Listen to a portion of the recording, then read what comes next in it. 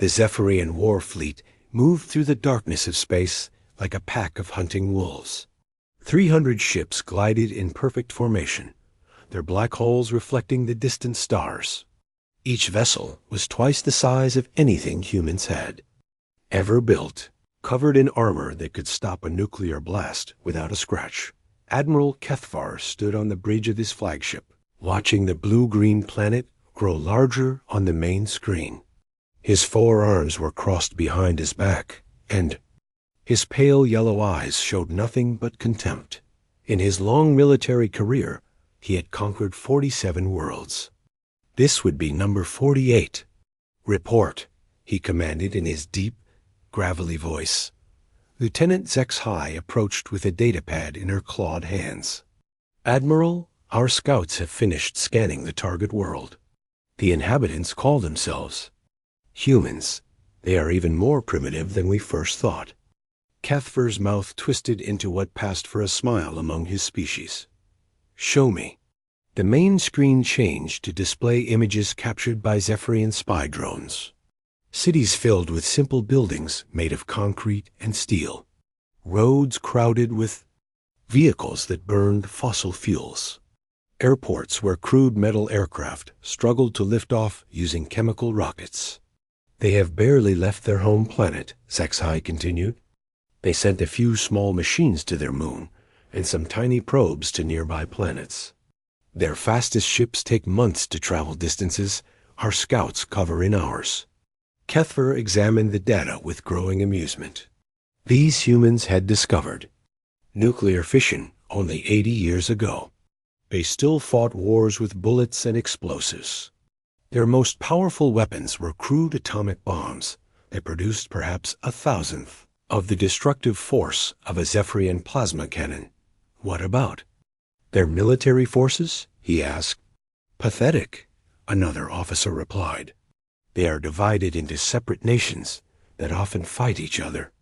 Their largest military has perhaps 2 million active soldiers. Their weapons are chemical projectiles and simple missiles.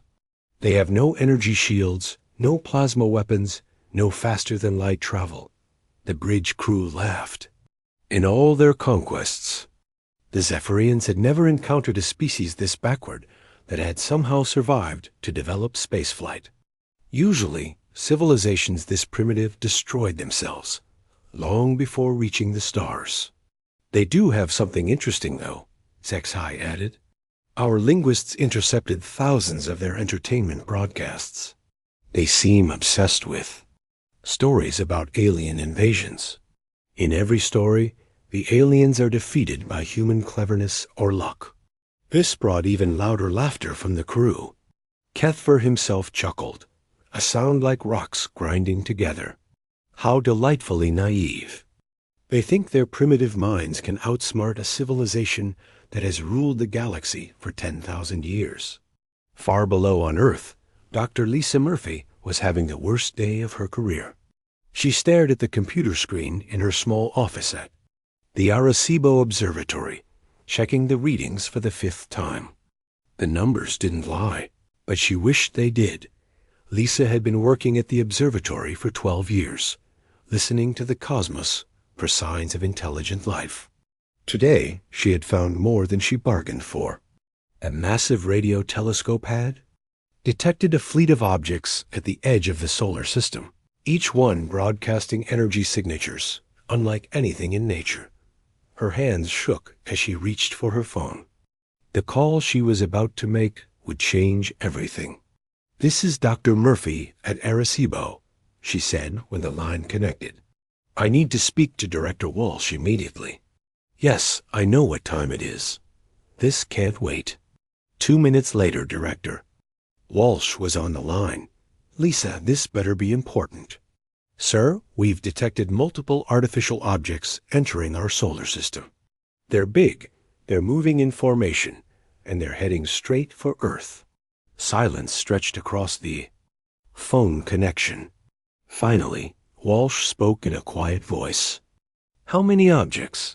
Lisa looked at her screen again. "At least 300.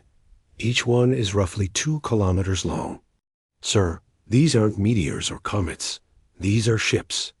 Within an hour, every major government on Earth knew the truth. President Jake Morrison sat in the Situation Room beneath the White House, surrounded by his top advisors and military commanders. The large screen at the front of the room showed a radar display of the approaching fleet. "How long do we have?" Morrison asked. General Patricia Hayes, chairman of the Joint Chiefs, checked her notes. "Based on their current speed, approximately 18 hours before they reach Earth orbit." "Have they tried to communicate?" As if summoned by his question, a communications officer burst through the door. "Mr. President, we're receiving a transmission. It's on all frequencies, broadcast in multiple human languages." The voice that filled the room was cold and mechanical, clearly processed through some kind of translation device.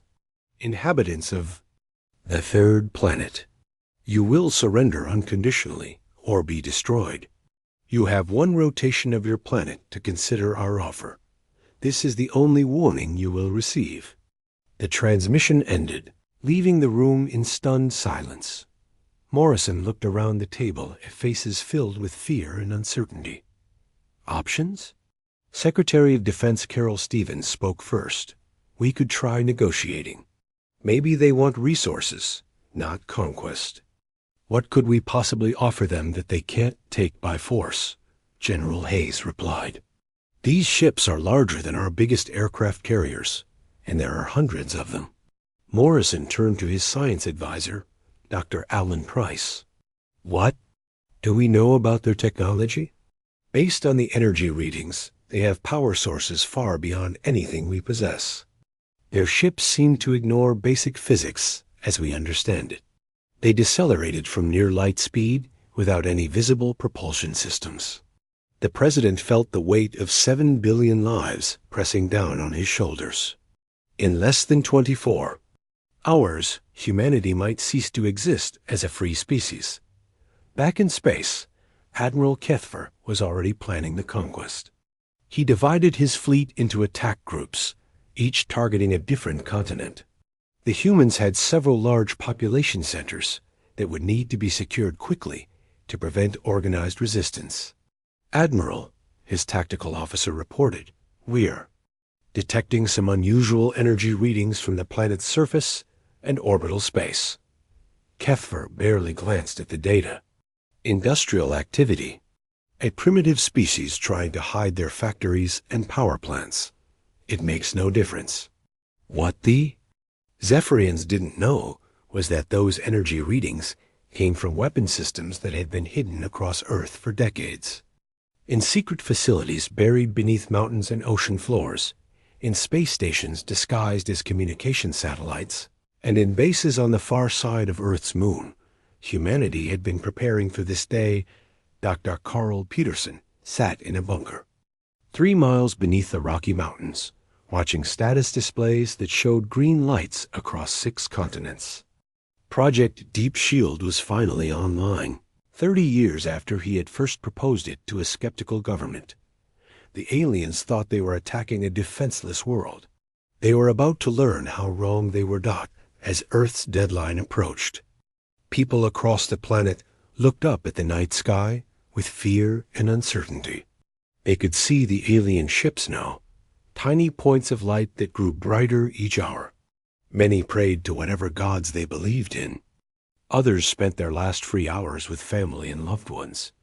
None of them knew that in hidden command centers around the world, military officers were making final preparations for a war that would last exactly 14 minutes. Dr. Carl Peterson walked through the underground corridors of Deep Shield Command, his footsteps echoing off the metal walls. At 72 years old, he had spent most of his adult life preparing for this moment. The bunker stretched for miles. Beneath the Colorado mountains, carved out of solid rock during the Cold War, and expanded over decades of secret construction. Peterson stopped at a massive blast door, marked with radiation symbols and biohazard warnings. He pressed his palm against a scanner and looked into a retinal reader. The heavy door slid open with a hiss of pressurized air. Inside the chamber beyond, Technicians in white coats worked at control panels that looked like something from a science fiction movie. Holographic displays showed weapon systems scattered across the globe, each one more advanced than anything the public knew existed. "Status report," Peterson said to his deputy. Dr. Angela Foster looked up from her workstation. "All primary systems are online. The quantum disruptors in North America, Europe, and Asia are charged and ready. The gravity well generators in the Pacific and Atlantic are operational. Luna Base reports full readiness on the plasma cannon array." Peterson nodded slowly. 30 years ago, when he had first proposed Project Deep Shield to the United Nations Security Council, they had called him crazy. The idea that Earth might one day face an alien invasion seemed like pure fantasy. But Peterson had convinced them with a simple argument. If they were wrong, they would waste some money on advanced research. If he was right, they would save the human race. The project had started small. A few $1 billion diverted from various defense budgets. Secret research facilities disguised as private companies. Scientists recruited from universities around the world with offers they couldn't refuse and security clearances that required them to disappear from public life. Over the decades, Deep Shield had grown into the most classified project in human history. Advances in quantum physics, gravity manipulation, and energy projection that should have taken centuries to develop were achieved in just 30 years. The breakthrough had come from studying crashed UFOs that governments had been hiding since the 1940s. "What about the AI systems?" Peterson asked. Foster smiled grimly. "The digital hunters are ready to deploy. They've been spreading through Earth's internet infrastructure for 15 years, hiding in servers and networks around the world. The aliens won't know what hit them when we turn their own computers against them." Across the world, other secret facilities were making their final preparations. Commander Ben Torres stood in the NORAD command center, but the screens around him showed more than just tracking data for missiles and aircraft. Hidden displays revealed the positions of orbital weapons platforms that officially didn't exist. "Aegis. Station report." Torres spoke into his headset. Captain Ryan Mitchell's voice crackled back from orbit. "All systems green, Control. The energy collectors have been charging for 6 months. We're ready to channel enough power to light up half the continent." The space station Aegis looked like a simple research facility to anyone watching from Earth. In reality, it was a weapon platform designed to focus solar energy into devastating beams. Its solar panels were actually massive energy collectors that could gather and store the power of a small star. On the far side of the moon, Dr. Amanda Clark checked the final preparations at Luna Base. The facility had been built in secret over 20 years, using mining equipment that was supposedly looking for water ice and rare minerals. Instead, they had carved out a complex of tunnels and chambers that housed the most powerful weapons in the solar system. "Plasma cannon array is fully charged," she reported to Earth. "We have a clear line of sight to the approaching fleet. Each cannon has enough firepower to vaporize a city." The plasma cannons used technology reverse-engineered from alien wreckage. They created streams of superheated matter, hotter than the surface of the sun, contained in magnetic fields and fired at nearly the speed of light. The aliens had no idea that humans had learned to build weapons using their own technology. In the depths of the Pacific Ocean, Lieutenant Tony Garcia commanded a submarine that appeared on no official Navy roster. The USS Phantom was one of 12 deep-sea vessels equipped with temporal displacement weapons. These cannons could fire projectiles backwards through time, hitting targets before they could react or defend themselves. "Time displacement generator is stable," Garcia reported to his crew. "We can send projectiles back up to 30 seconds into the past. The aliens won't even see us coming." The temporal weapons had been the most difficult technology to develop. It had taken 20 years of research into quantum mechanics, and the nature of time itself. The power requirements were enormous, which was why the temporal cannons could only be used from submarines connected to underwater fusion reactors. But perhaps the most dangerous weapon in Earth's arsenal wasn't made of metal or energy. In server farms and data centers around the world, artificial intelligence programs waited for their orders. These weren't simple computer viruses or hacking tools. They were digital predators designed to infiltrate and destroy any computer system they, ENCOUNTERED, Dr. Sarah Kim, watched her screens from a bunker beneath Seoul. The Hunter programs are ready for deployment. They've been learning alien communication protocols from intercepted transmissions. Once we release them, they'll spread through the enemy fleet's computer networks like wildfire. The AI Hunters were perhaps Peterson's most controversial creation. They were semi-intelligent programs that could think, learn, and adapt to any computer system they encountered. Some of the project's scientists worried that they might be too dangerous to use, but Peterson had insisted they were necessary. If we're fighting for the survival of our species, he had argued, we can't afford to hold back our most effective weapons. President Morrison sat in a secure briefing room, listening as General Hayes explained Earth's hidden defenses. The information was so classified that even he hadn't known the full extent of Project Deep Shield until today. You're telling me we've had weapons that can manipulate time and gravity for 30 years? Morrison asked in disbelief. The technology was developed gradually, Hayes replied. Each breakthrough led to the next. We've been preparing for this scenario since the first UFO crash in 1947. Morrison looked at the displays, showing weapon systems scattered across the globe. Why wasn't I briefed on this when I took office? Deep Shield operates under protocols established by 12 presidents and confirmed by the UN Security Council.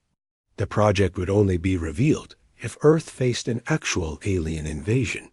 Today is that day?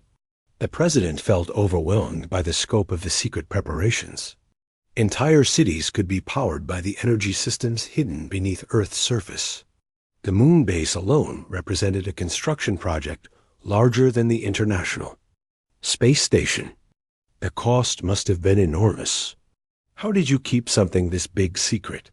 He asked. Dr. Peterson's voice came through the secure communication system. Mr. President, we recruited the best and brightest minds from every nation. We gave them unlimited resources and a mission that transcended politics or national boundaries. Everyone involved understood that the survival of the human race might depend on their work. As Earth's 24-hour deadline approached, the alien fleet moved closer to the planet. Admiral Kethver was confident that the humans would surrender once they realized the hopelessness of their situation. His ships had sensors that could detect every missile silo and military base on the planet's surface. What those sensors couldn't detect were the quantum-shielded facilities buried miles underground, the weapons platforms disguised as communication satellites, or the fusion reactors hidden beneath the ocean floor.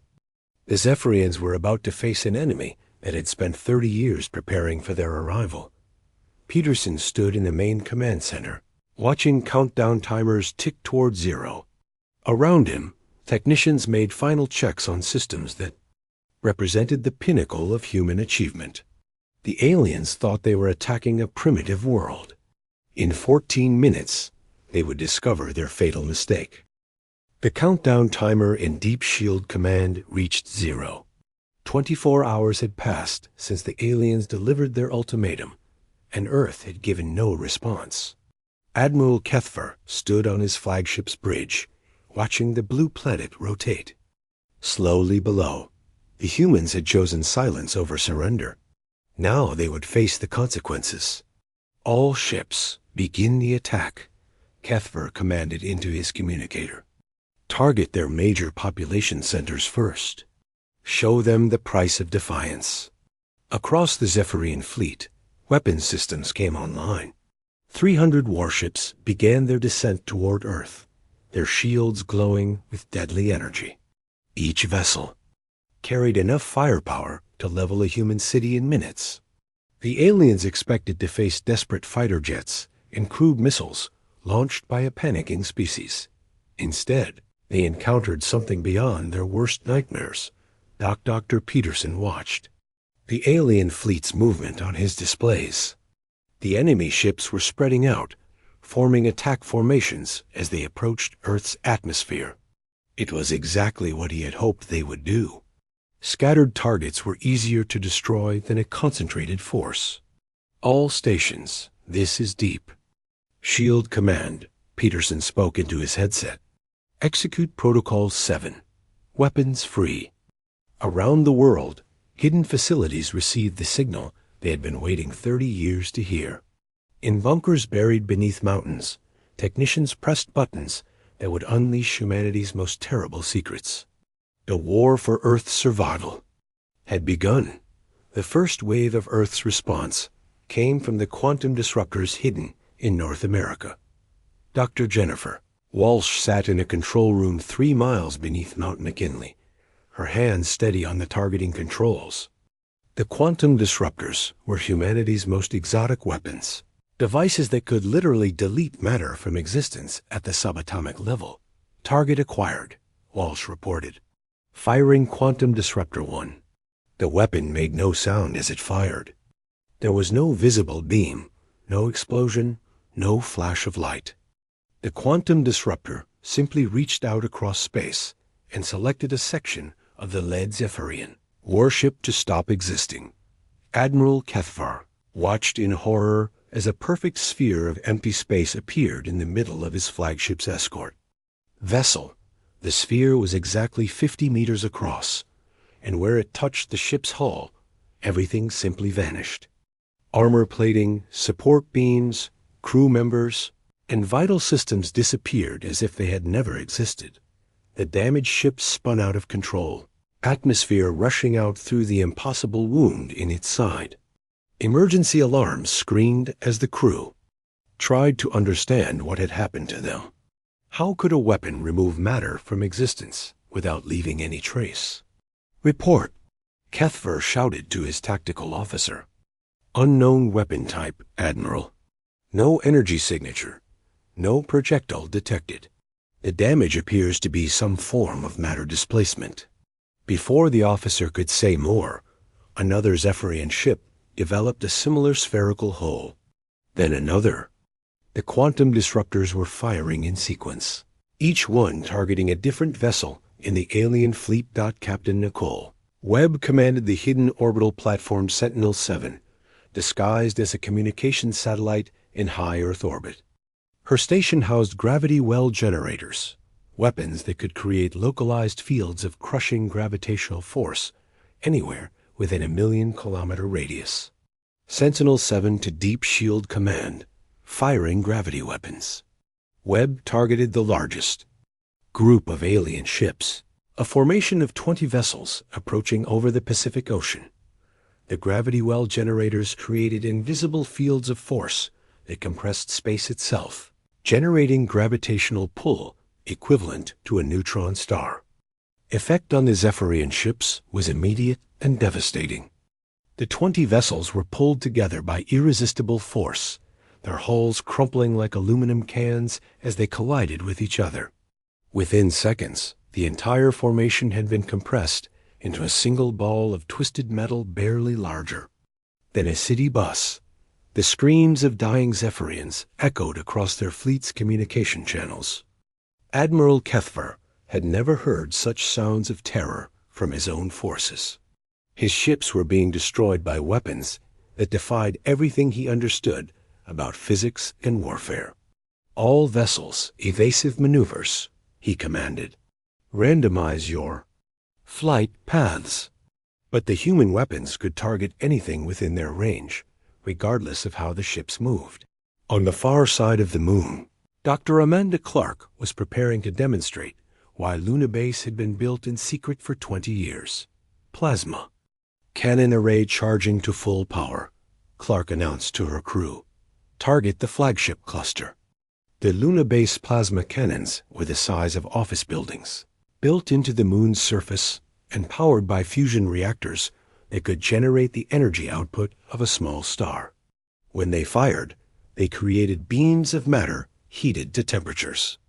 Found only in the cores of suns, the plasma beams lanced across space at the speed of light, invisible until they struck their targets. When they hit the Zephyrian ships, the results were spectacular. The alien vessels didn't just explode, they vaporized. Hulls that could withstand nuclear blasts were turned into glowing gas in milliseconds.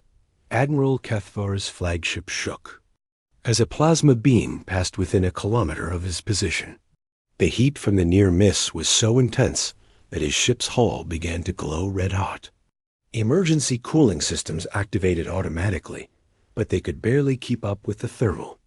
"Load. Status report?" Cathvar demanded. "We've lost 47 ships in the first 3 minutes," his tactical officer reported, his voice shaking with disbelief. "The humans have weapons we've never encountered before. Our shields are useless against them." The admiral stared at his tactical display in growing horror. Red markers indicated destroyed vessels, and they were multiplying faster than he could count.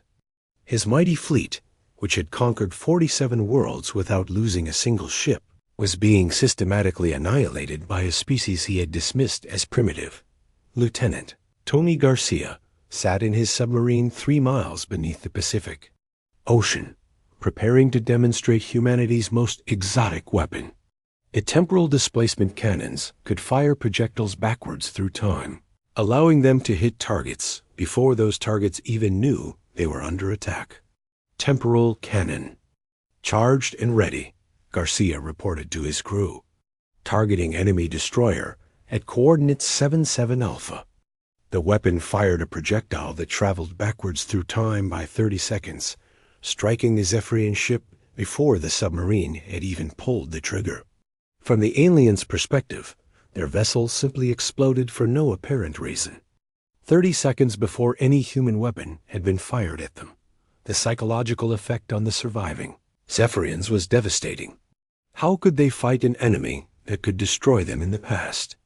Their concept of cause and effect was breaking down as more ships were destroyed by weapons that fired after their targets had already been hit. Commander Ben Torres coordinated the assault from NORAD, watching as Earth's hidden weapons systematically destroyed the alien fleet. His screens showed friendly green dots representing human weapon systems and rapidly diminishing red dots marking enemy vessels. "Aegis Station, you are cleared to engage."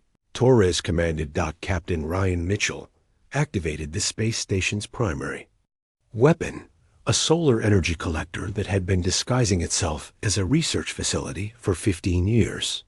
The station's apparent solar panels were actually massive energy collectors that could focus and amplify the sun's power into a devastating beam. The concentrated solar energy struck a formation of Zephyrian ships like the wrath of an angry star.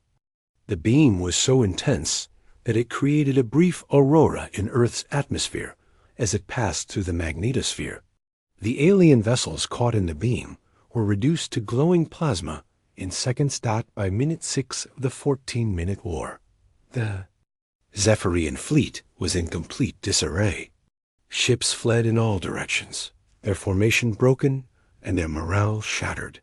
Admiral Cathvar tried to rally his forces, but his communications were being jammed by signals from sources he couldn't identify.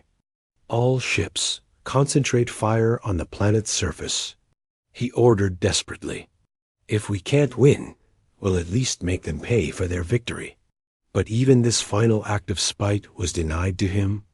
Earth's weapons were faster, more accurate, and more powerful than anything the Zephyrians possessed. Every ship that tried to target the planet's surface was destroyed before it could fire a single shot. The war that was supposed to last hours was ending in minutes, and Earth was winning by a margin that defied belief. By minute 7 of the war, Admiral Cathvar realized his fleet was doomed.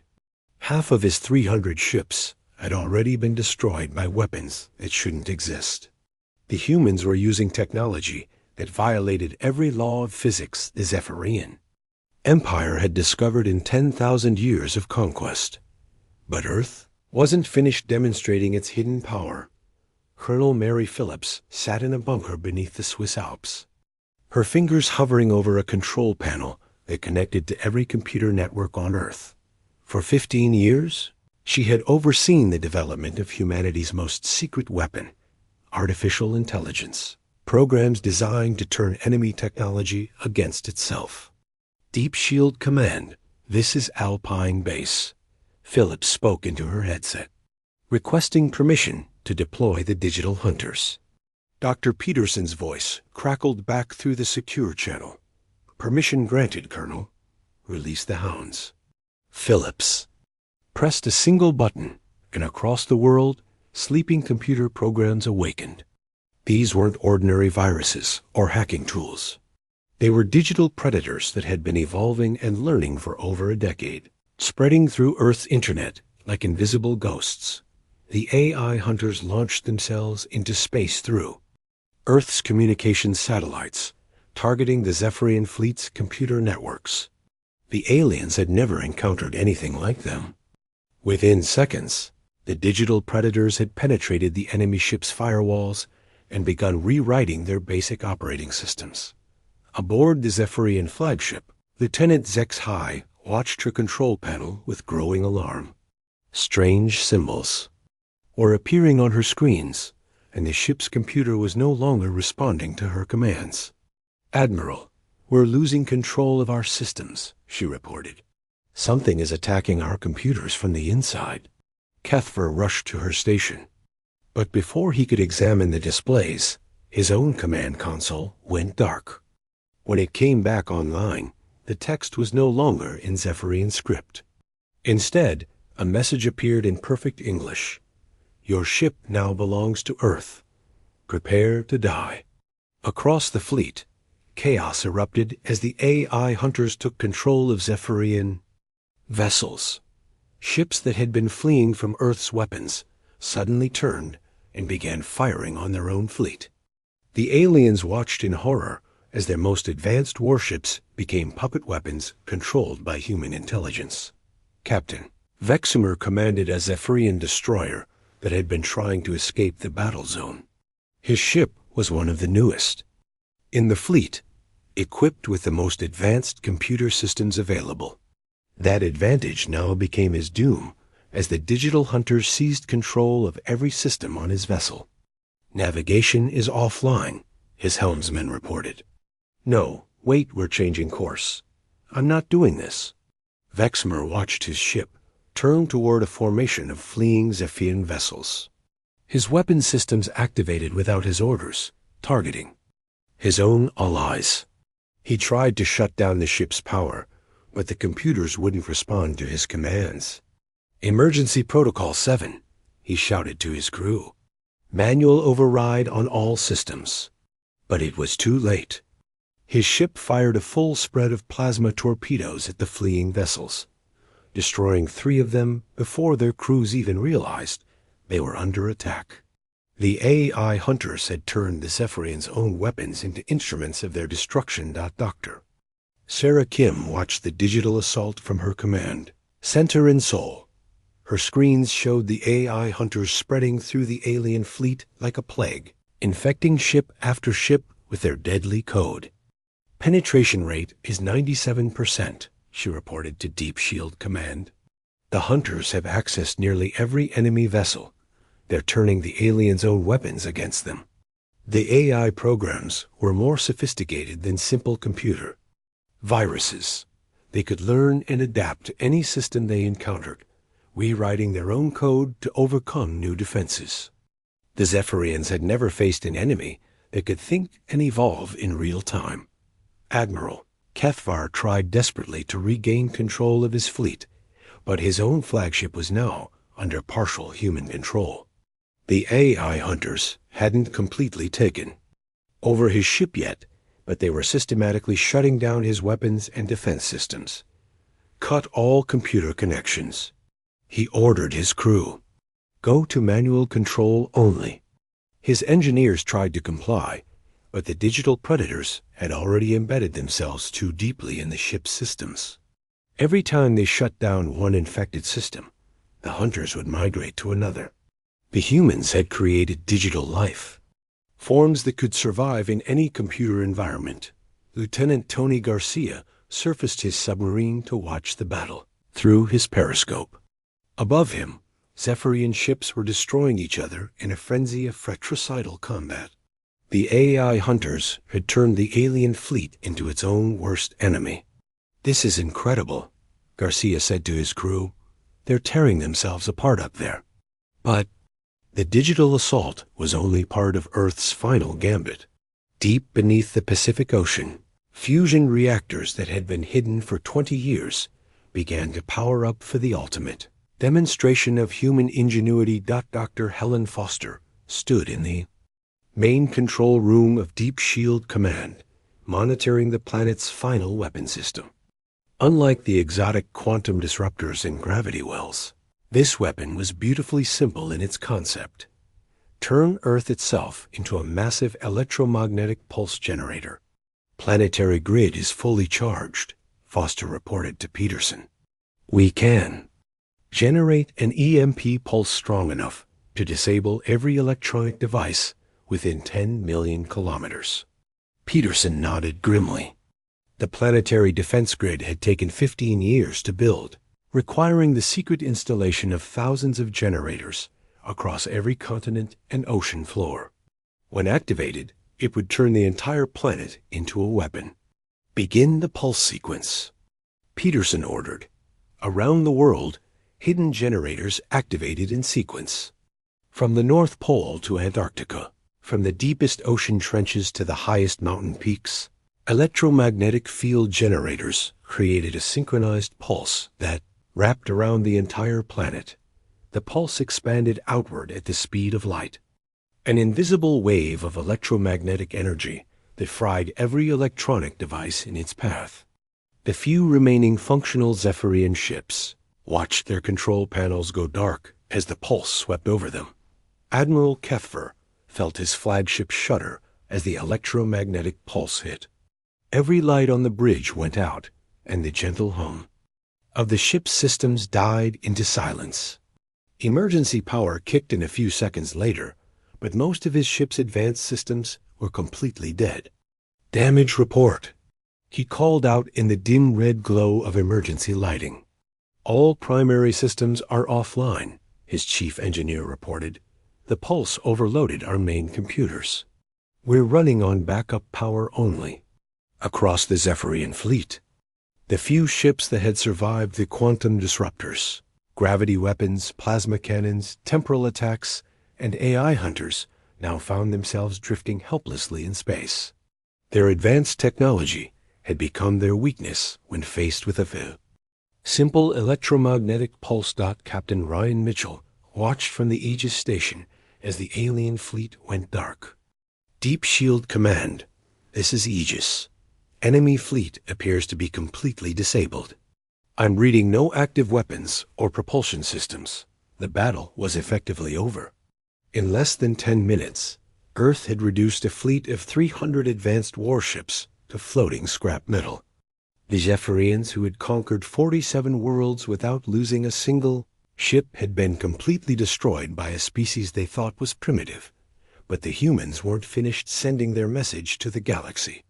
As the dying alien ships drifted in the void, Earth's weapon systems remained active, ready to demonstrate that this hadn't been luck or desperation.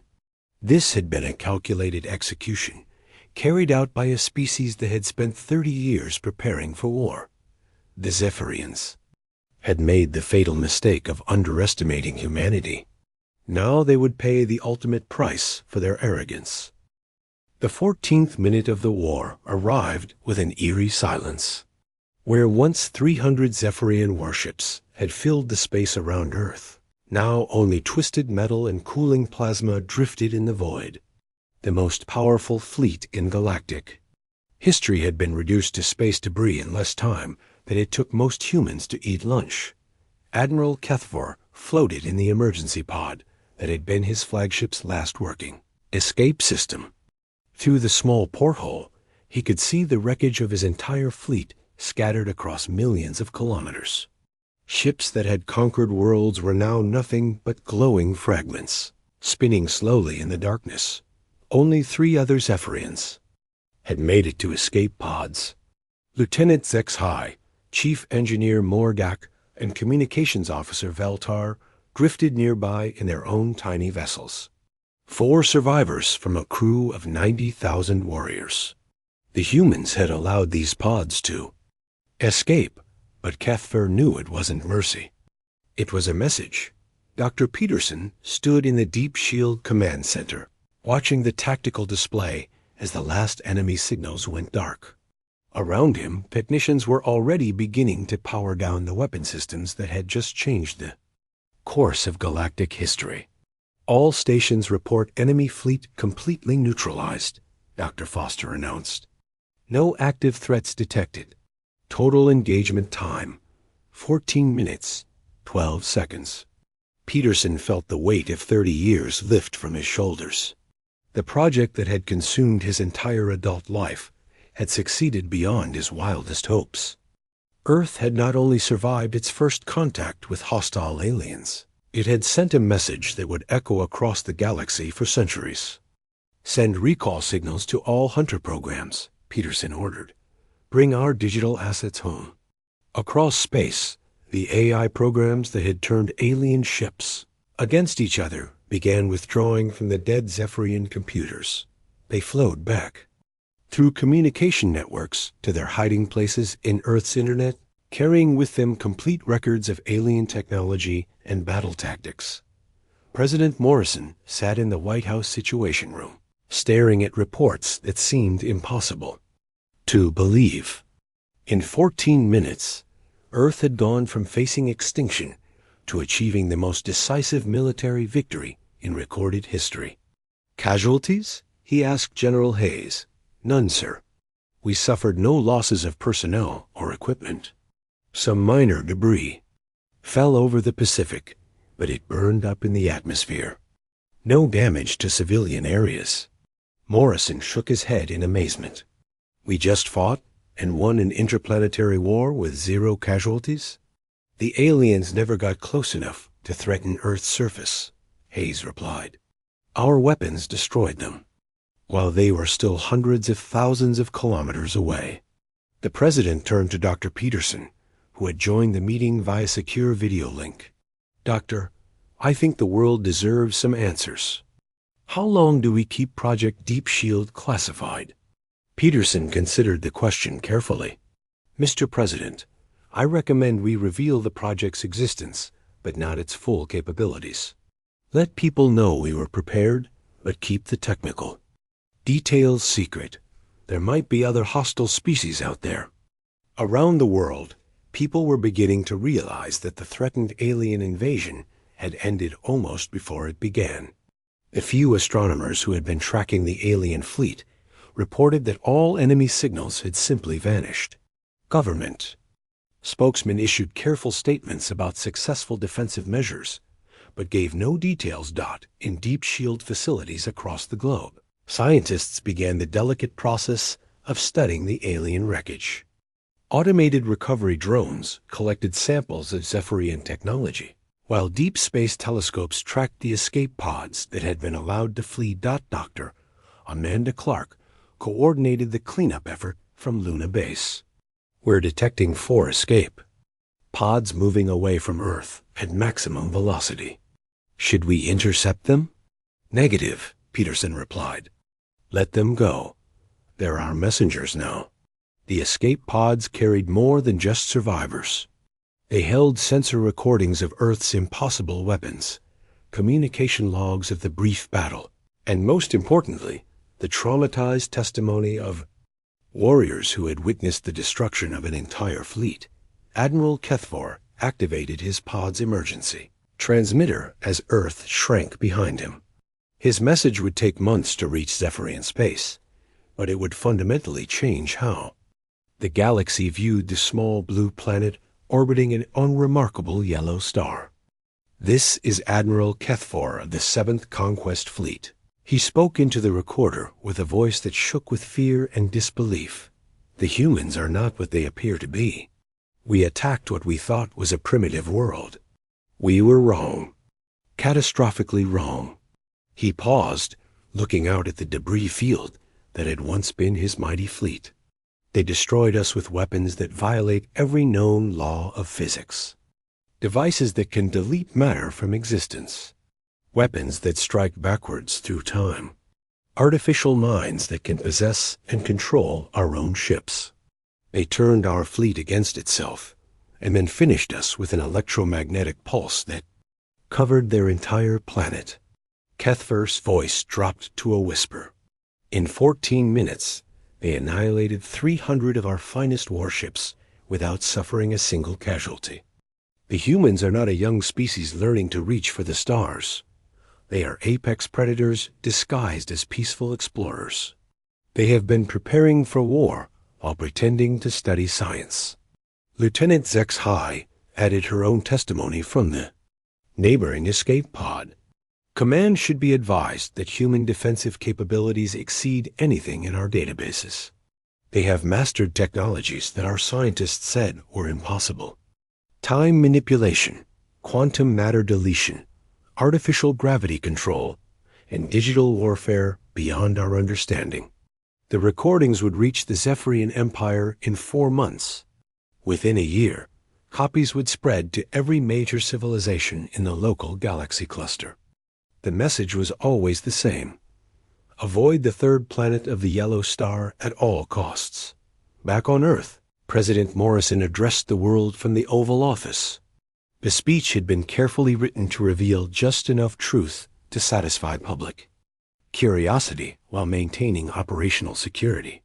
"My fellow citizens of Earth," Morrison began, "I can now confirm that we successfully defended our planet against hostile alien forces. For decades, scientists and military personnel from every nation worked together to prepare for this possibility. Their foresight and dedication saved our world." He paused, choosing his next words carefully. "The threat has been eliminated. Earth remains safe and free. However, this event reminds us that we are not alone in the universe.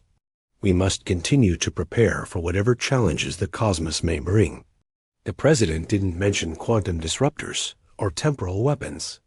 He said nothing about AI hunters or planetary EMP grids. The full truth of Earth's capabilities would remain classified, known only to the few thousand scientists and military personnel who had spent their lives preparing for this day. Dr. Peterson walked through the deep shield facility one last time before returning to the surface. The bunker would remain operational, its weapons ready in case other hostile species decided to test Earth's defenses. But somehow, he doubted that would happen. Anytime soon, the escape pods carrying Kethfor and his survivors would spread their terrified warnings across the galaxy.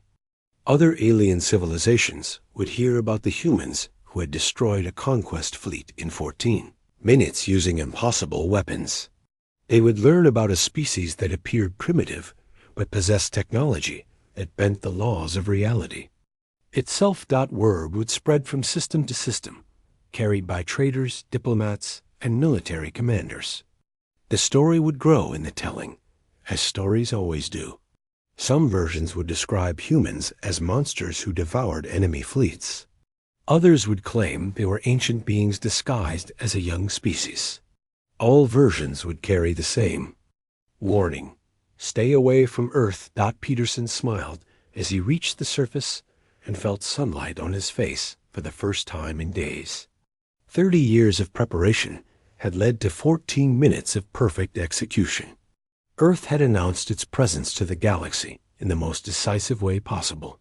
Humanity was no longer a hidden species struggling to reach the stars. They were now the apex predators of their local space, the civilization that other aliens would whisper about in fearful voices. The war had ended in 14 minutes, but its effects would last for centuries. The message had been sent and received. Earth was not to be conquered.